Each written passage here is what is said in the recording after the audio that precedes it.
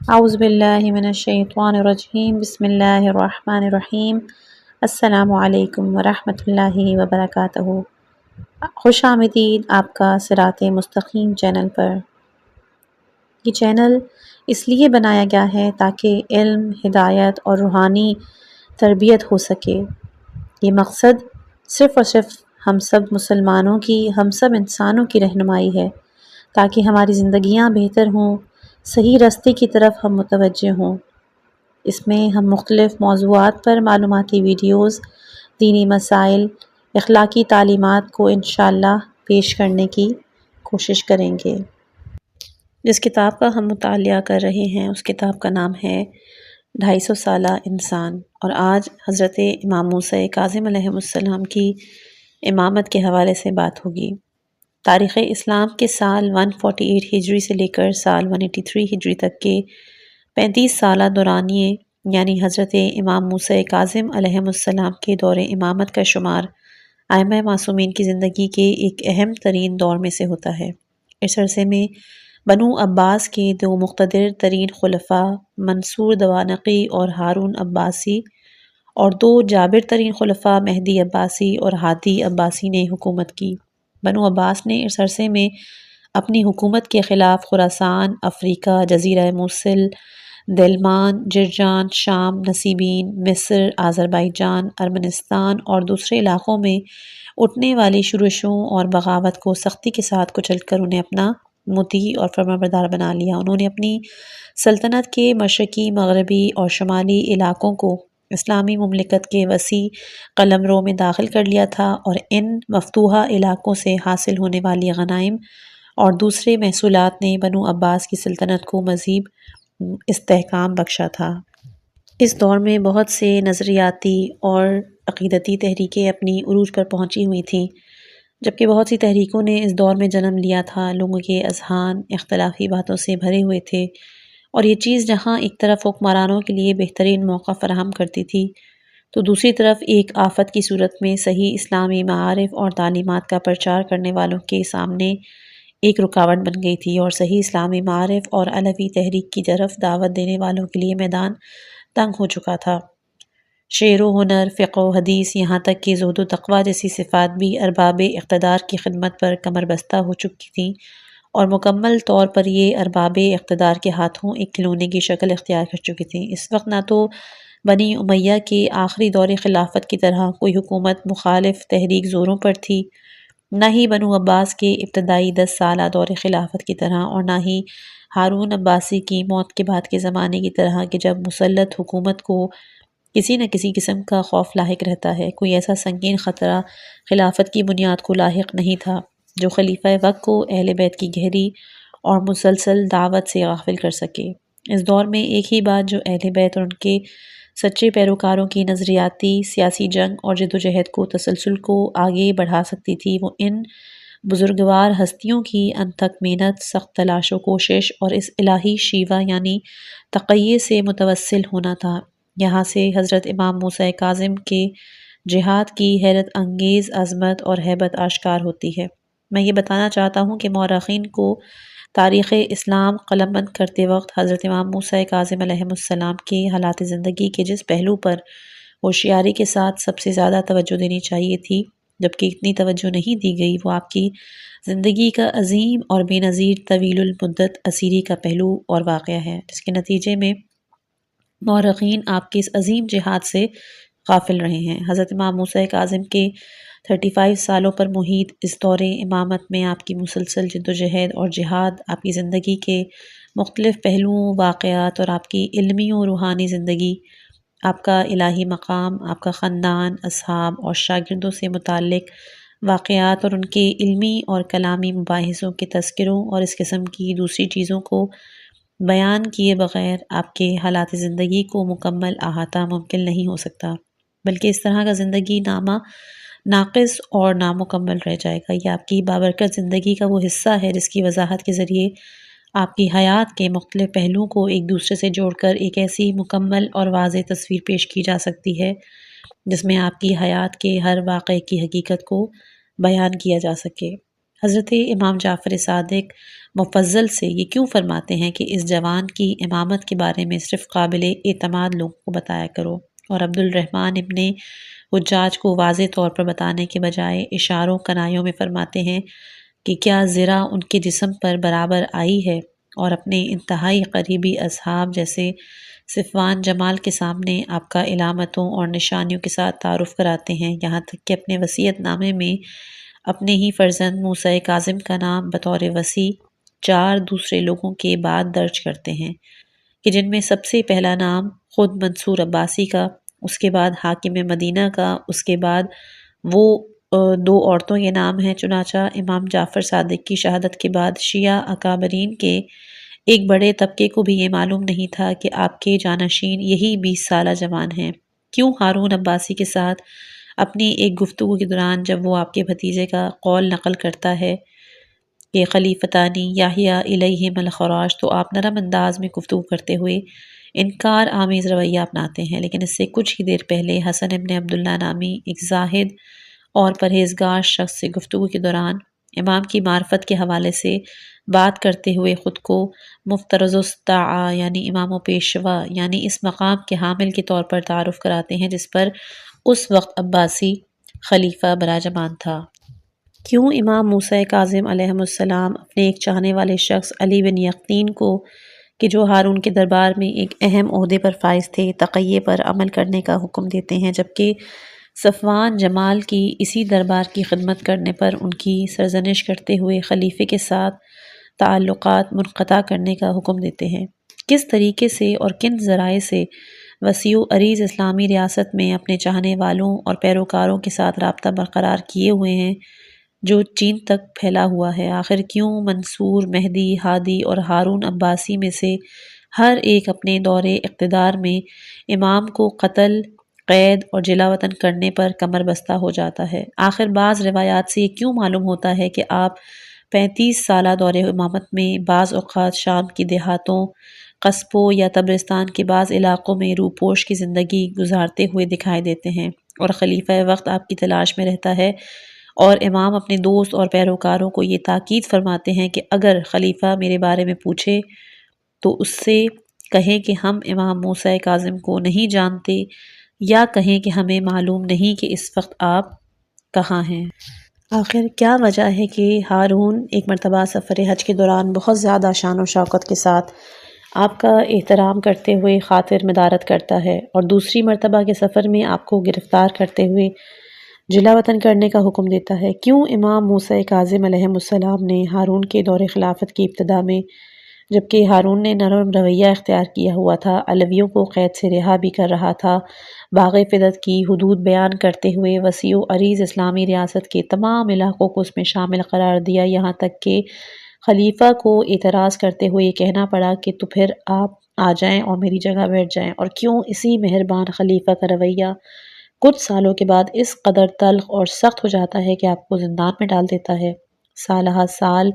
قید رکھنے کے بعد قید خانے میں بھی آپ کا وجود اس کے لیے ناقابل برداشت ہو جاتا ہے، اور وہ انتہائی سفاکی کا مظاہرہ کرتے ہوئے آپ کو زہر دے کر شہید کراتا ہے۔ اس قسم کے دوسرے سینکڑوں توجہ طلب پرمعنی اور مظاہر آپس میں بے ربط اور کبھی تو آپس میں متضاد واقعات سے امام موسیٰ کاظم علیہ السلام کی زندگی بھری ہوئی ہے، اور یہ واقعات اس وقت بامعنی اور مربوط ثابت ہوں گے جب ہم اس عظیم امام کی امامت کے آغاز سے لے کر شہادت تک کی زندگی کے تمام واقعات کا تسلسل کے ساتھ جائزہ لیں۔ یہ چیز وہی ائمہ معصومین کی 250 سالہ زندگی کے دوران جہاد اور مبارزہ آرائی سے عبارت ہے، جو ہر دور میں مختلف شکل اور مختلف انداز میں جاری رہی ہے۔ اس کا پہلا ہدف و مقصد خالص اسلام محمدی کی تشریح، قرآن کی صحیح و واقعی تفسیر اور اسلامی معارف کی واضح و روشن تصویر پیش کرنا ہے، اور دوسرا ہدف و مقصد اسلامی معاشرے میں امامت اور سیاسی حاکمیت کے مسئلے کو بہترین اور صحیح انداز سے اجاگر کرنا ہے۔ تیسرا ہدف و مقصد اس معاشرے کی تشکیل کے لیے سعی اور کوشش کرنا جس کے وجود میں لانے کے لیے پیغمبر اسلام اور دوسرے انبیاء الہی مبعوث ہوئے، یعنی معاشرے میں عدل و انصاف کا قیام، دشمنان خدا کو تختہ حکومت و سلطنت سے برطرف ان کی جگہ حقیقی الہی خلفاء اور خداوند متعال کی نیک و صالح بندوں کو لوگوں کی زندگی کے تمام امور کی باغ دوڑ سپرد کرنا ہے۔ امام موسیٰ کاظم علیہ السلام نے اپنی پوری زندگی اس مقدس جہاد کے لیے وقف کر رکھی تھی۔ آپ کا درس و تدریس، تعلیم و تربیت، فقہ، حدیث اور تقیہ سب کا محور یہی تھا۔ البتہ آپ کا دور بعض امتیازی خصوصیت کا حامل بھی تھا، بس اس لحاظ سے آپ کا جہاد بھی اپنے زمانے کے تقاضوں کے عین مطابق تھا، بالکل اسی طرح جیسے حضرت امام زین العابدین سے لے کر امام حسن عسکری علیہ السلام تک ہمارے 8 اماموں میں سے ہر ایک نے اپنے زمانے کے مخصوص حالات کے مطابق اپنا جہاد جاری رکھا۔ مجموعی طور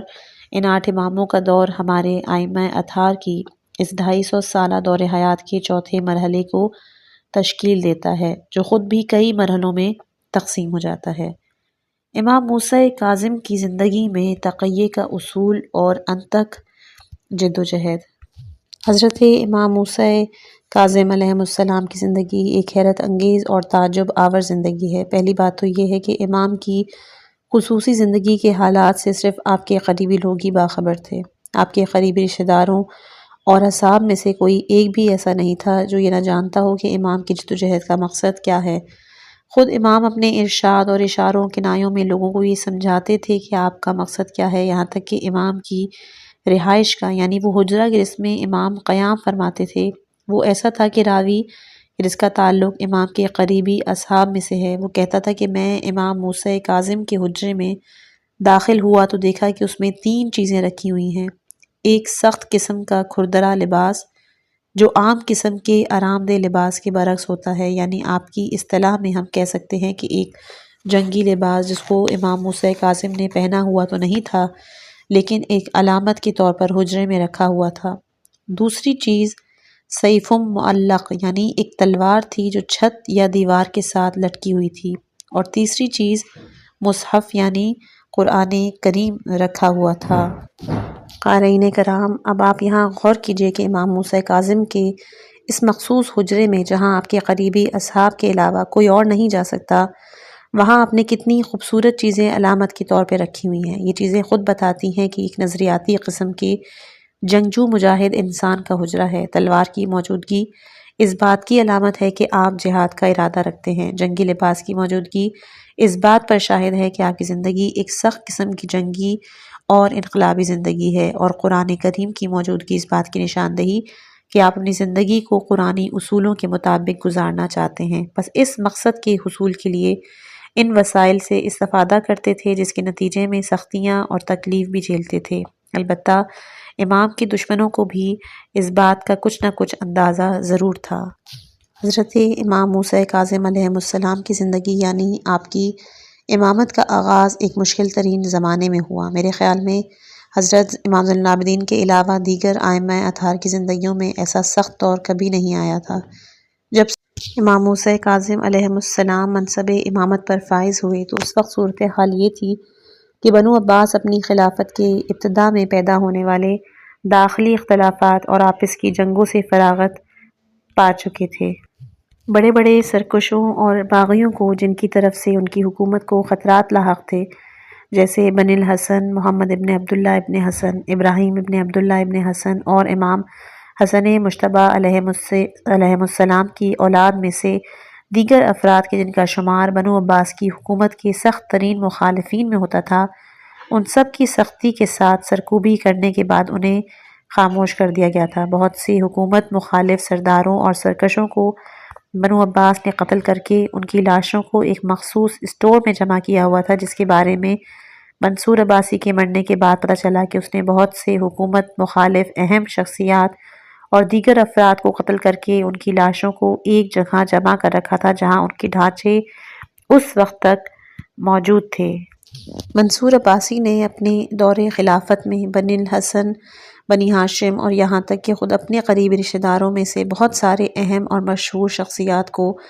قتل کرا لیا تھا جن کے ڈھانچوں سے ایک سٹور بھر چکا تھا۔ منصور عباسی جب ان افراد سے نمٹ چکا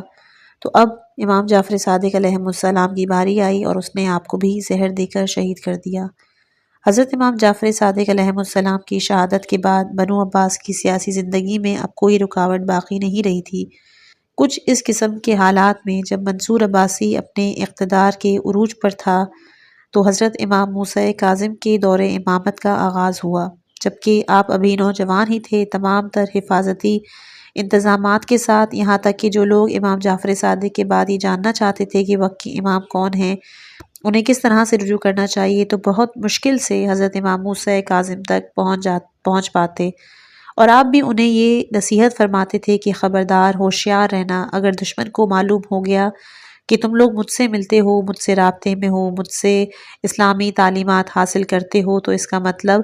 قتل ہو جانا ہے۔ پس امام موسیٰ کاظم علیہ السلام کچھ ایسے حالات میں منصب امامت پر فائز ہوئے اور اپنی جد و جہد کا آغاز فرمایا۔ اب اگر کوئی سوال کرے کہ حضرت امام موسیٰ کاظم نے منصب امامت پر فائز ہونے کے بعد کس طرح جد و جہد کی، کون سا کارنامہ انجام دیا، کن لوگوں کو جمع کیا، کہاں کا تشریف لے گئے، اور آپ کے اس 35 سال دور امامت میں کون کون سے واقعات رونما ہوئے، تو بڑے افسوس کے ساتھ یہ کہنا پڑتا ہے کہ ان سوالوں کا میرے پاس کوئی واضح جواب نہیں ہے، اور یہ چیز ایک ایسے شخص کے لیے انتہائی دکھ کی بات ہے جو صدر اسلام پر تحقیق کرتا ہو، کیونکہ اس حوالے سے ہمارے پاس کوئی بھی چیز موجود نہیں، یعنی امام موسیٰ کاظم کے 35 سالہ دور امامت کے حالات و واقعات مرتب اور مدون صورت میں موجود نہیں۔ میں یہ جو عرض کر رہا ہوں کہ اس حوالے سے کوئی کتاب نہیں لکھی گئی اور نہ کسی نے کوئی تحقیق کی ہے، تو میرا مطلب یہ ہے کہ محققین کو یہ کام کرنا چاہیے، کیونکہ بہت سی پراگندہ اور بکھری ہوئی باتیں اور واقعات موجود ہیں جنہیں جمع کر کے ان سے بہت کچھ سیکھا اور سمجھا جا سکتا ہے۔ پہلی بات تو یہ کہ حضرت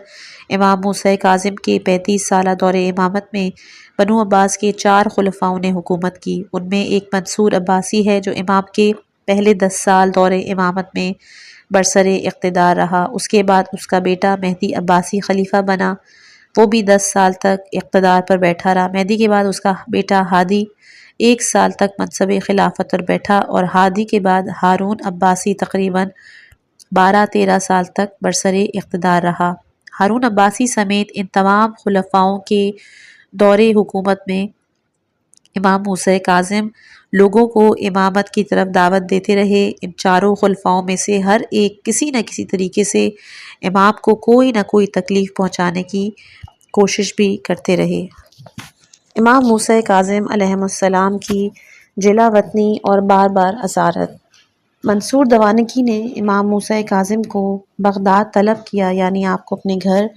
اور اپنے شہر سے جلا وطن کر کے زبردستی بغداد طلب کیا۔ البتہ یہ باتیں جو میں عرض کر رہا ہوں، یہ امام موسیٰ کاظم کی زندگی میں پیش آنے والے بعض واقعات ہیں کہ جب انسان آپ کی حیات طیبہ کا بغور مطالعہ کرتا ہے تو معلوم ہوتا ہے کہ آپ کی زندگی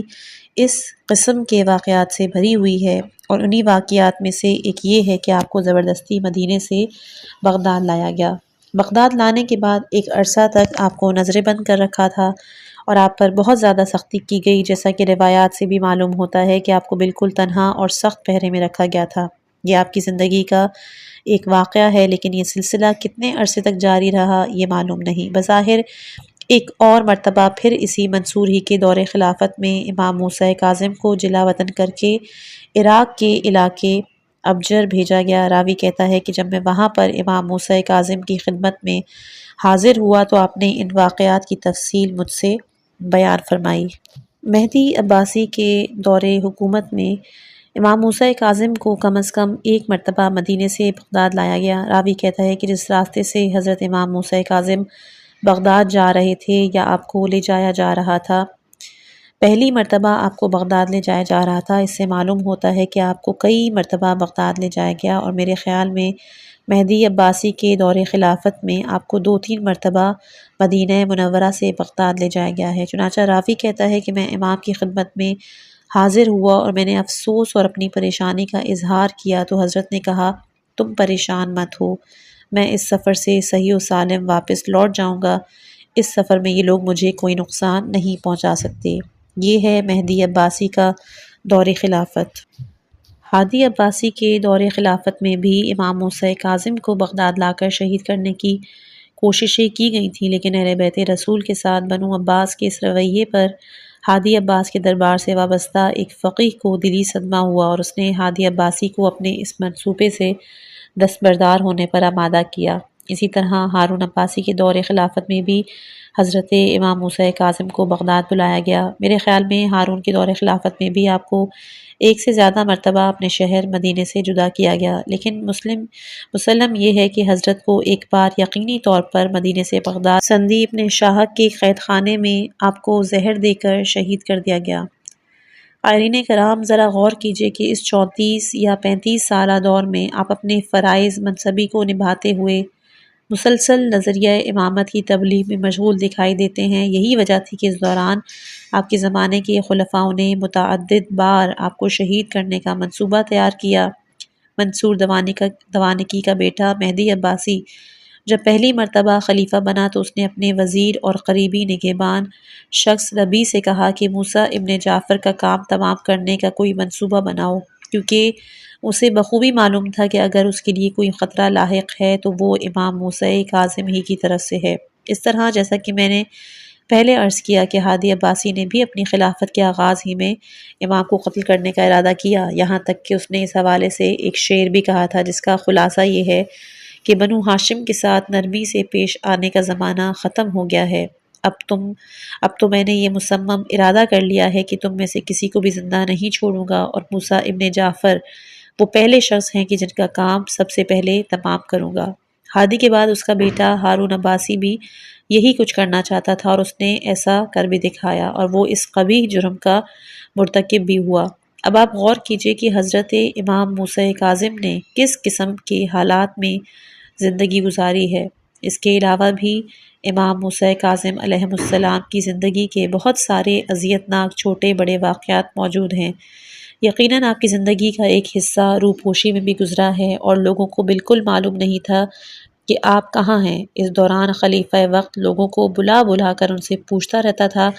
کہ کیا تم نے موسیٰ ابن جعفر کو دیکھا ہے، اور وہ کہتے تھے کہ نہیں، ہم نے یہاں انہیں تک کہ جیسا کہ روایات میں ہے، حضرت امام موسیٰ کاظم علیہ السلام نے ایک شخص سے کہا کہ تجھ سے میرے بارے میں ضرور پوچھا جائے گا، لیکن تم بالکل انکار کر دینا اور ان سے کہنا کہ میں نے انہیں نہیں دیکھا ہے، اور بعد میں ایسا ہی ہوا۔ وہ اس شخص کو زندان میں ڈالا گیا تاکہ اس سے یہ بات اگلوائی جا سکے کہ حضرت امام موسیٰ کاظم کہاں پر روپوش ہیں۔ اندازہ کیجیے کہ ایسی زندگی گزارنے والا شخص کون ہو سکتا ہے، ایک ایسا شخص جو صرف دینی احکام، اسلامی معارف بیان کرتا ہو، حکومتی معاملات سے کوئی سروکار نہ رکھتا ہو، کبھی ایسی مشکلات کا شکار نہیں ہو سکتا۔ یہاں تک کہ حضرت امام موسیٰ کاظم علیہ السلام کے بارے میں نے ایک روایت میں پڑھا کہ آپ اپنی روپوشی کے دوران شام کے گاؤں دیہاتوں میں زندگی گزار رہے تھے۔ روایات میں ہے کہ ایک مدت تک امام موسیٰ کاظم مدینے میں موجود ہی نہیں تھے، بلکہ شام کے دیہاتوں میں حکومتی جاسوس آپ کا پیچھا کر رہے تھے، اور آپ اپنا لباس بدل کر اجنبی شخص کے بھیس میں ایک دیہات سے دوسرے دیہات چلے جاتے، چلتے چلتے آخر ایک غار تک پہنچے اور اس میں داخل ہو جاتے جہاں ایک نصرانی بھی موجود تھا۔ حضرت اس شخص کے ساتھ اسلام کی حقانیت کے بارے میں بحث و مناظرہ کرتے ہیں، یعنی اس حال میں بھی آپ الہی فریضے کی انجام دہی سے، یعنی حقیقت بیان کرنے سے غافل نہیں رہتے۔ آپ اس نصرانی کے ساتھ بحث و مباحثہ کرتے ہیں اور اسے مسلمان بناتے ہیں۔ امام موسیٰ کاظم کی زندگی جہد مسلسل کا آپ دیکھیں کہ امام موسیٰ کاظم علیہ السلام کی زندگی کس قدر پرجوش اور ولولہ انگیز واقعات سے بھری ہوئی ہے۔ آج ہم یہاں بیٹھ کر یہ سوچتے ہیں کہ حضرت امام موسیٰ کاظم علیہ السلام ایک مظلوم، خاموش، غیر جانبدار شخص تھے جو مدینے میں خاموشی سے زندگی گزار رہے تھے۔ حکومتی کارندوں نے ایسے ہی آپ کو گرفتار کر کے بغداد، کوفہ یا بصرہ میں قید کیا اور بعد میں زہر دے کے آپ کو شہید کیا، جبکہ حقیقت میں ایسا نہیں ہے، بلکہ اس کے پیچھے ایک طویل جدوجہد اور تنظیمی امور کار فرما تھے۔ یہ ایک ایسی جنگ کا نتیجہ ہے کہ جس میں امام موسیٰ کاظم علیہ السلام پورے عالم اسلام میں موجود اپنے بہت سارے پیروکاروں اور چاہنے والوں کے ہمراہ حکومت وقت کے خلاف مشغول عمل تھے۔ یہی وجہ ہے کہ آپ کا وہ نافرمان بھتیجا جو دربار خلافت سے وابستہ تھا، ہارون عباسی کے ساتھ حضرت امام موسیٰ کاظم کے بارے میں بات کرتے ہوئے یوں اظہار کرتا تھا۔ وہ کہتا ہے کہ اے ہارون، تم یہ خیال نہ کرنا کہ روئے زمین میں صرف تم ہی خلیفہ ہو اور لوگ صرف تمہیں خراج دیتے ہیں، بلکہ اس وقت عالم اسلام میں دو خلیفہ ہیں، ایک تم اور دوسرے موسیٰ کاظم، جس طرح لوگ تمہیں خراج دیتے ہیں ایسے ہی امام موسیٰ کاظم کو بھی دیتے ہیں، اور یہ ایک حقیقت بھی تھی۔ اگرچہ وہ تو یہ باتیں اپنی خباثت کی وجہ سے کر رہا تھا، وہ ان باتوں کے ذریعے امام موسیٰ کاظم کے خلاف خلیفے کو بھڑکا رہا تھا، لیکن یہ اپنی جگہ ایک حقیقت بھی تھی کہ پورے عالم اسلام میں ایسے لوگ موجود تھے جن کے امام موسیٰ کاظم کے ساتھ تعلقات اور روابط تھے، لیکن وہ اس حد تک نہیں تھے کہ امام کھلم کھلا کوئی مسلحانہ جد و جہد کر سکتے۔ امام موسیٰ کاظم علیہ السلام کچھ ایسے حالات میں زندگی گزار رہے تھے، یہاں تک کہ ہارون عباسی کی باری آ پہنچی۔ جب ہارون خلیفہ بن گیا تو اسلامی معاشرے میں کسی قسم کے اختلاف و انتشار کا نام و نشان تک نہیں تھا۔ حکومت وقت کسی قسم کی پریشانی کے بغیر یکسوئی کے ساتھ اپنے معاملات چلانے میں مشغول تھی، لیکن اس کے باوجود امام موسیٰ کاظم کے حالات زندگی اور آپ کے وسیع تبلیغات کا سلسلہ کچھ اس طرح جاری تھا کہ اس سے نمٹنا حکمرانوں کے لیے آسان کام نہیں تھا۔ چونکہ ہارون عباسی سیاست سے باخبر اور ایک انتہائی ہوشیار شخص تھا، لہٰذا ہارون عباسی نے جو اقدامات کیے ان میں سے ایک یہ بھی تھا کہ وہ بذات خود مکہ چلا گیا۔ مشہور مورخ طبری کا خیال ہے کہ بظاہر تو ہارون حج کے لیے مکہ گیا تھا، لیکن اس کا اصل مقصد یہ تھا کہ وہ خود مخفی طور پر مدینے جا کر حضرت امام موسیٰ کاظم کو قریب سے دیکھے کہ آپ ہیں کیا۔ وہ یہ دیکھنا چاہتا تھا کہ یہ عظیم شخصیت جس کے بارے میں اتنی ساری باتیں کی جا رہی ہیں، جس کے اتنے سارے چاہنے والے ہیں، یہاں تک کہ بغداد میں بھی ان سے محبت کرنے والے بہت سارے افراد موجود ہیں، یہ کس قسم کی شخصیت کے مالک ہیں، کیا واقعاً ان سے ڈرنا چاہیے یا نہیں؟ لہٰذا وہ مدینے آتا ہے اور امام موسیٰ کاظم سے کئی ملاقاتیں کرتا ہے۔ یہ ملاقاتیں ناقابل تصور حد تک اہم اور حساس ہیں۔ ان میں ایک ملاقات مسجد الحرام میں ہوئی جس میں بظاہر اجنبی کے طور پر امام موسیٰ کاظم علیہ السلام ہارون کے ساتھ سختی سے پیش آتے ہیں اور دونوں کے درمیان سخت باتوں کی تکرار ہوتی ہے، جس میں امام موسیٰ کاظم لوگوں کی موجودگی میں ہارون کی شان و شوکت خاک میں ملا دیتے ہیں۔ اس وقت ہارون امام موسیٰ کاظم کو نہیں پہچانتا تھا۔ اس کے بعد ہارون عباسی مدینے آتا ہے اور وہاں بھی امام موسیٰ کاظم علیہ السلام کے ساتھ کئی ملاقاتیں کرتا ہے، اور یہ ملاقاتیں انتہائی اہمیت کی حامل ہیں۔ میں اس حد تک اشارہ کرنے پر اکتفا کرتا ہوں تاکہ جو لوگ اہل مطالعہ اور اہل تحقیق ہیں، اس قسم کے مسائل میں دلچسپی رکھتے ہیں، وہ اس مسائل پر تحقیق کریں اور ان کی بنیادوں تک پہنچ جائیں۔ مجملہ یہ کہ ہارون عباسی ان ملاقاتوں میں وہ سارے کام جو اپنے کسی مخالف شخص کو رام کرنے نیز ایک حقیقی مجاہد کو زیر کرنے کے لیے ضروری ہوتے ہیں، یعنی دھمکی، لالچ، دھوکہ وغیرہ، وہ سب کرتا ہے۔ ہارون عباسی خلیفہ بننے کے بعد جب پہلی مرتبہ مدینہ آیا تو اس نے حضرت امام موسیٰ کاظم کو بڑی عزت و احترام دیا۔ اس سلسلے میں مامون کی زبانی ایک بہت مشہور واقعہ بھی ہے۔ وہ کہتا ہے کہ جب ہم مدینے گئے تو ایک دفعہ امام موسیٰ کاظم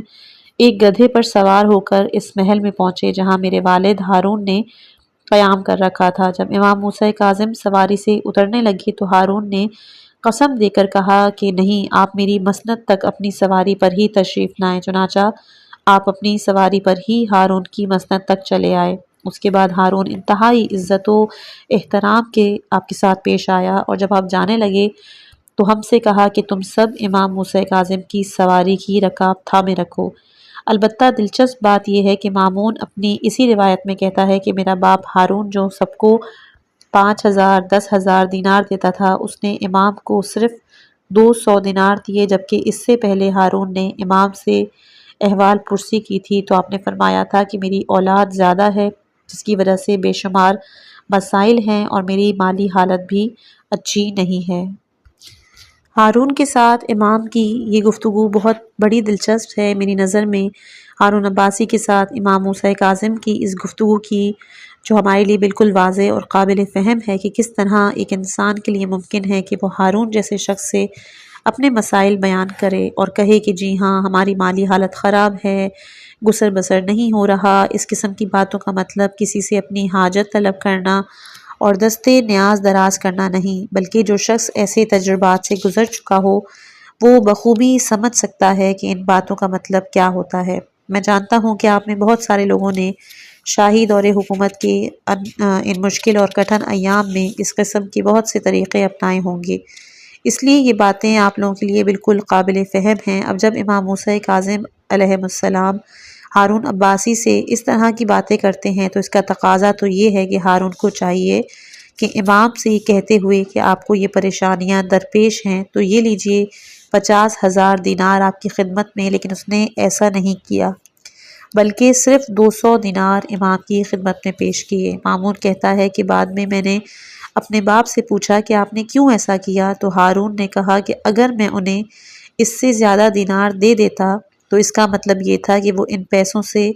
ہاتھوں میں تلواریں لیے بیٹھے خراسانیوں کو میرے خلاف منظم کریں اور 2 لاکھ لوگوں کو لے کر مجھ پر حملہ آور ہو جائیں۔ یہ تھے حضرت امام موسیٰ کاظم کے بارے میں ہارون کے تاثرات اور خیالات کہ جو اس کے اپنے اعتبار سے صحیح بھی تھے۔ اب بعض لوگ یہ خیال کرتے ہیں کہ امام ہارون کے سامنے توریہ اور تقیہ سے کام لے رہے تھے، لیکن ایسا نہیں ہے، بلکہ یہ ایک حقیقت تھی، کیونکہ جس دور میں امام ہارون عباسی کے خلاف جہاد میں مشغول تھے، اگر اس وقت آپ کے پاس پیسے ہوتے تو ایسے بہت سارے لوگ موجود تھے جو امام کے ہم رکاب ہو کر حکمرانوں کے خلاف جنگ کے لیے تیار ہو جاتے۔ اس کی بہت سی مثالیں ہمارے ائمہ کے علاوہ دوسرے حکومت مخالف عناصر کے ہاں بھی ملتی ہیں، جیسا کہ ہارون سے پہلے موسیٰ الہادی کے دور خلافت میں حسین ابن علی جو شہید فخ ہے اور دوسرے لوگوں کی تحریکیں اس بات کی واضح علامت ہیں، تو آپ اندازہ لگائیے کہ اگر خود ائمہ معصومین حکمرانوں کے خلاف قیام فرماتے تو اس صورت میں کتنے لوگوں کو اپنے ارد گرد جمع کرتے، اور اس نکتے کو ہارون عباسی بہت اچھی طرح سمجھتا تھا۔ حضرت امام موسیٰ کاظم علیہ السلام کو فدق کی پیشکش اور امام کا جواب۔ ہارون عباسی نے حضرت امام موسیٰ کاظم کے ساتھ اپنی ان ملاقاتوں میں جن امور پر بات چیت کی ان میں ایک فدق کا معاملہ بھی ہے۔ وہ کہتا ہے کہ آپ بنو ہاشم فدق سے محروم ہو گئے اور آل علی سے فدق کو چھین لیا گیا، میں فدق آپ لوگوں کو واپس لوٹانا چاہتا ہوں، آپ بتائیں کہ فدق کہاں سے ہے اور اس کی حدود کیا ہیں تاکہ میں اسے آپ لوگوں کو لوٹا سکوں۔ ظاہر ہے یہ فدق کے نام پر ایک دھوکہ اور فریب تھا۔ وہ چاہتا تھا کہ اہل بیت کا غصب شدہ حق انہیں واپس دلانے کے بہانے لوگوں کے ذہنوں میں اپنے بارے میں اچھے تاثرات پیدا کرے۔ امام موسیٰ کاظم نے ہارون سے فرمایا، بہت اچھا، اب جبکہ تم فدق ہمارے حوالے کرنا ہی چاہتے ہو تو میں اس کی حدود بیان کرتا ہوں۔ امام نے فدق کی حدود بیان کرنا شروع کی اور اس زمانے کی پوری اسلامی مملکت کو فدق کی حدود میں شامل قرار دیتے ہوئے فرمایا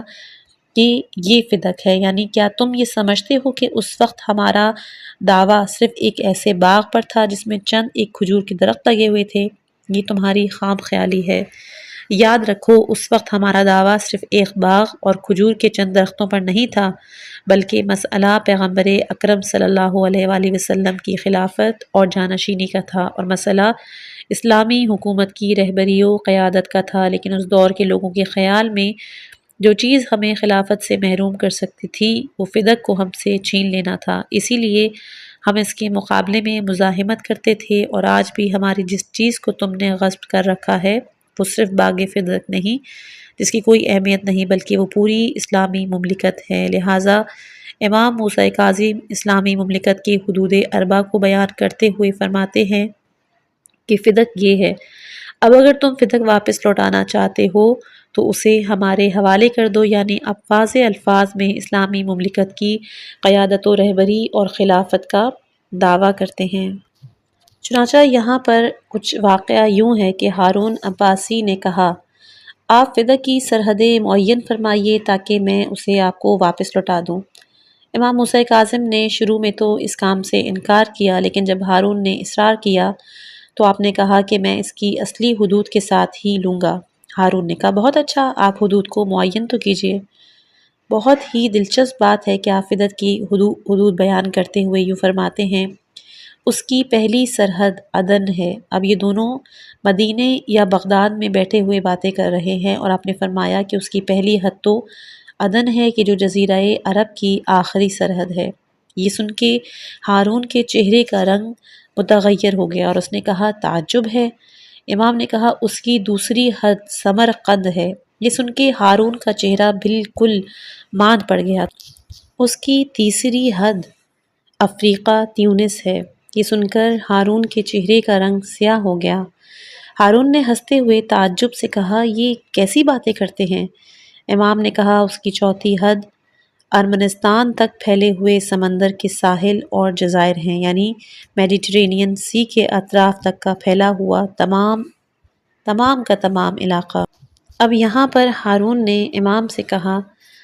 کہ اس طرح تو ہمارے لیے کوئی چیز باقی نہیں رہتی، تو اب آپ آئیے اور میری جگہ پر بیٹھ جائیں۔ امام علی مقام کہتے ہیں کہ میں نے تو تم سے کہا تھا کہ اگر میں اس فدق کی سرحدیں معین کروں گا تو تم اسے واپس نہیں لوٹاؤ گے۔ اس کے بعد ہارون نے امام کے قتل کرنے کا فیصلہ کر لیا۔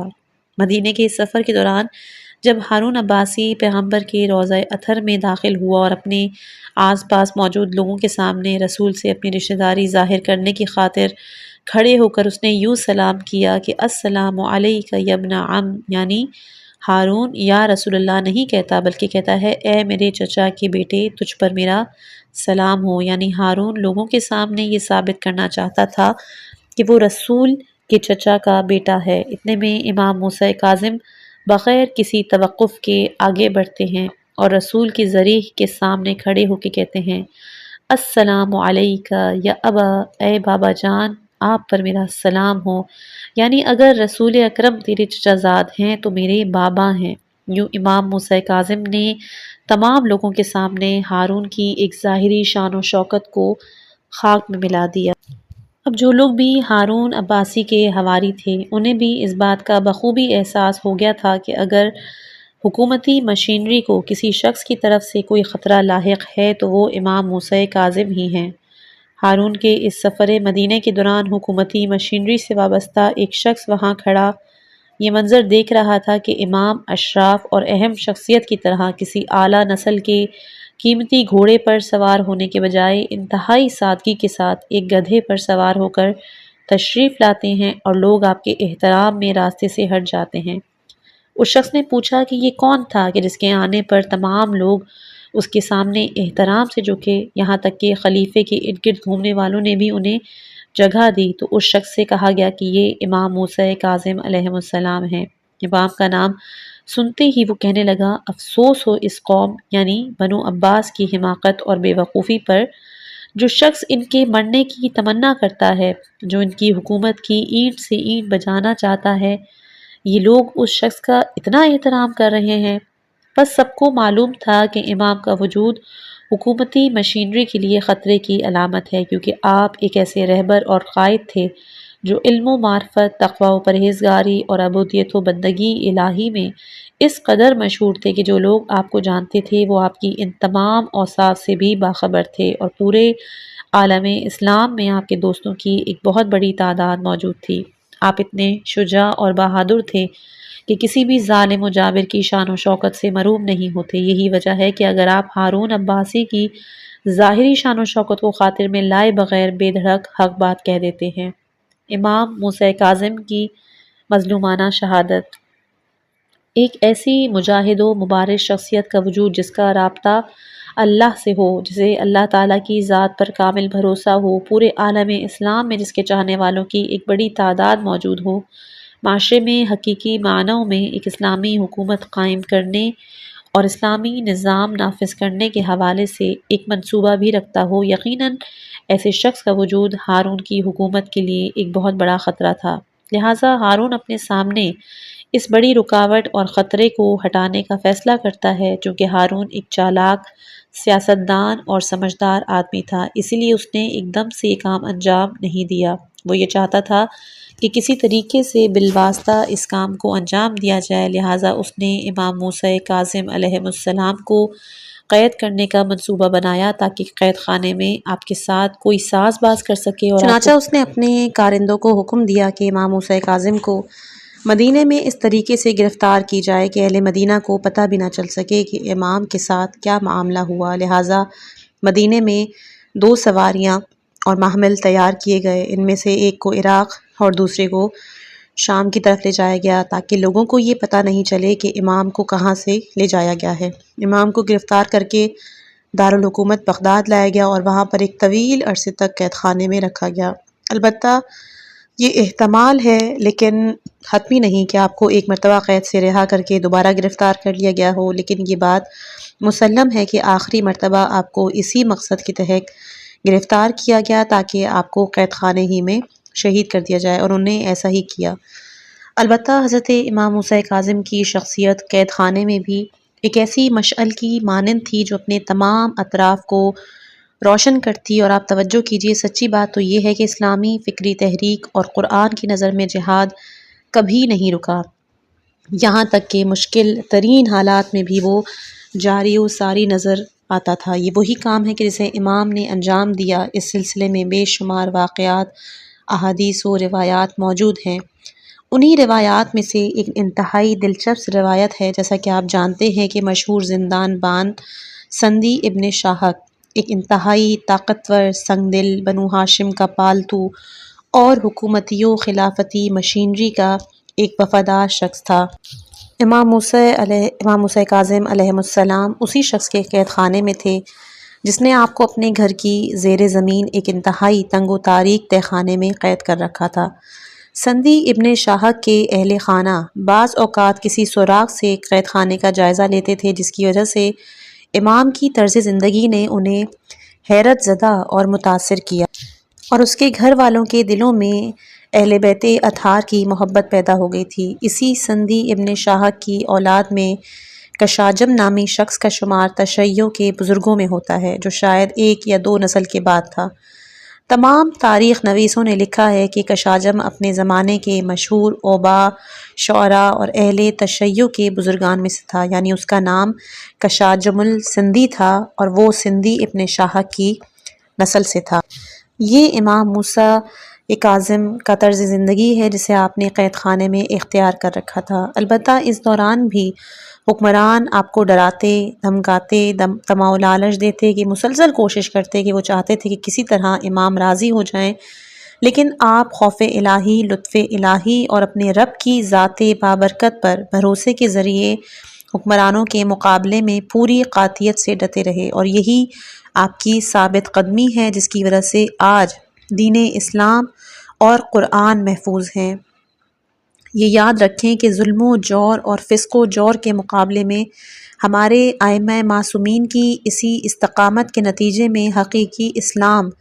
آج تک باقی ہے۔ آج اگر عالم اسلام یا عالم انسانیت کے سامنے اسلام، قرآن، سنت پیغمبر نام کی کوئی چیز کتابوں میں باقی ہے، چاہے وہ اہل تشیع کی کتابیں ہوں یا اہل سنت، یہ سب کچھ ائمہ کی 250 سالہ انتھک جدوجہد اور سخت جہاد کی مرہون منت ہے، ورنہ بنو امیہ، بنو عباس دور کے ضمیر فروش اہل قلم اور خطباؤں نے اسلامی تعلیمات میں اتنے انحرافات پیدا کیے کہ 1-2 صدیوں کے بعد اسلام کا نام و نشان بھی باقی رہنا مشکل تھا۔ کوئی قرآن باقی نہیں رہتا، اگر باقی بچتا بھی تو وہ صحیح اور سالم نہیں بلکہ تحریف شدہ ہوتا۔ تاریخ اسلام کے یہ لہراتے پرچم، یہ نور افشاں مشعلیں، یہ اونچے روشن منارے کہ جن کے صبر و استقامت نے اسلام کی روشنی کو اس طرح دنیا میں پھیلایا کہ جو لوگ باطل کے اندھیرے میں وہ معاشرے کو تاریکی میں ڈبونا چاہتے تھے، وہ اپنے اس ہدف میں مکمل طور پر ناکام رہے۔ ائمہ معصومین کے شاگردوں میں صرف شیعہ ہی نہیں بلکہ تمام اسلامی فرقوں کے لوگ شامل تھے، یعنی ائمہ اطہار کے شاگردوں میں بہت سے ایسے لوگ بھی موجود تھے جو شیعہ عقائد کے حامل نہیں تھے، وہ نظریہ امامت کو نہیں مانتے تھے، لیکن وہ ائمہ سے تفسیر قرآن، حدیث، سنت پیغمبر کا درس لیتے تھے۔ لہٰذا ائمہ کے صبر و استقامت نے آج تک اسلام کو زندہ رکھا ہے۔ آخرکار حضرت امام موسیٰ کاظم کو قید خانے میں زہر دے کر شہید کر دیا۔ ائمہ اطہار کی تاریخ کے تلخ ترین واقعات میں سے ایک یہی امام موسیٰ کاظم کی شہادت ہے۔ البتہ حکمران اس واقعے پر بھی پردہ ڈالنا چاہتے تھے، اسی لیے آپ کی زندگی کے آخری دنوں میں سندی ابن شاہک بغداد کے بعض مشہور سرداروں اور بزرگوں کو آپ کی خدمت میں بلا کر لایا اور کہتا ہے کہ آپ لوگ دیکھ لیں کہ موسیٰ ابن جعفر بالکل ٹھیک ٹھاک ہیں، انہیں کسی قسم کی کوئی بیماری نہیں ہے۔ اس موقع پر آپ بغداد کے اکابرین سے مخاطب ہو کر فرماتے ہیں کہ جی ہاں، لیکن آپ لوگوں کو یہ بھی معلوم ہونا چاہیے کہ انہوں نے مجھے زہر دے دیا ہے۔ ان ظالموں نے امام کو کھجور کے چند دانے کھلا کر اس حالت میں زہر دے کے شہید کیا جب آپ کے ہاتھ، پاؤں اور گردن طوق و زنجیروں سے جکڑے ہوئے تھے۔ اسی حالت میں امام مظلوم اور بزرگوار کی روح پر فتوح نے قید خانے سے ملکوت اعلیٰ کی طرف پرواز کی، لیکن اس کے باوجود بھی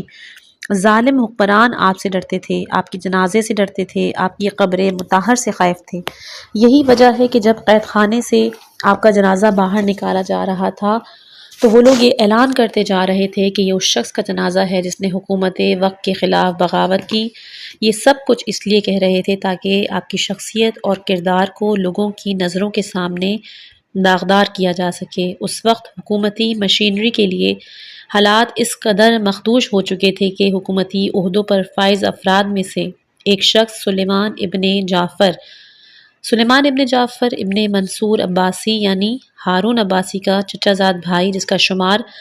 عباسیوں کے اہم افرادوں میں ہوتا تھا، اس نے جب دیکھا کہ اس صورت میں تو ان کی مشکلات میں اضافہ ہو سکتا ہے تو اس نے ایک نئے منصوبے کو اپنے ذمے لیا اور اس نے امام موسیٰ کاظم کے جسد مطہر کو ایک قیمتی کفن پہنایا اور جنازے کو انتہائی عزت و احترام کے ساتھ بغداد کے نزدیک قریش کے قبرستان میں اس مقام پر کہ جسے ہم آج کاظمین کے نام سے جانتے ہیں دفنا دیا، اور یوں حضرت موسیٰ کاظم کی جدوجہد اور جہاد سے بھرپور زندگی اپنے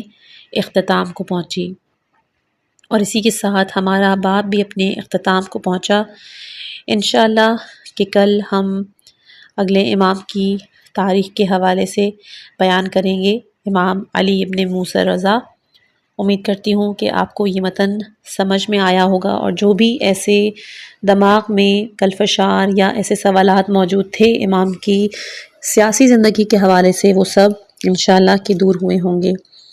مجھے اپنی دعاؤں میں یاد رکھے گا، میں بھی آپ سب کو اپنی دعاؤں میں یاد رکھتی ہوں۔ والسلام علیکم ورحمۃ اللہ۔